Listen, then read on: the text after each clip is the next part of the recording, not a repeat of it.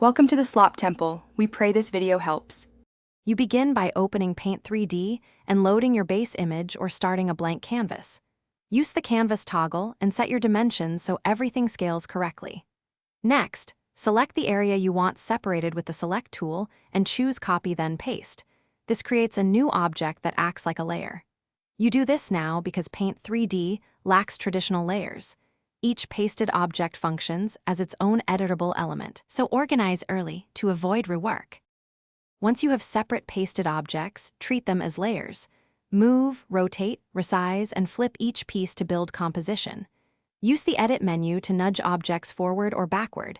This emulates Z-order stacking. Apply transparency on the canvas or adjust fill opacity for objects to preview overlaps. If elements belong together, group them so they move as one. If not, keep them distinct for targeted edits. Doing this keeps your file editable and prevents accidental changes to unrelated elements. To finish, tidy your objects. Group items to lock their relative positions or export selected objects as separate images to preserve a flattened layer.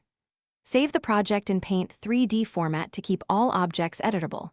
Export a PNG for final flattened output. If something goes wrong, undo several steps, reopen a previously saved copy, or isolate the problematic object and export it, then re-import. Make sure to test exports so scale and transparency are preserved before delivering the final file. Thanks for watching. Consider subscribing if we helped you.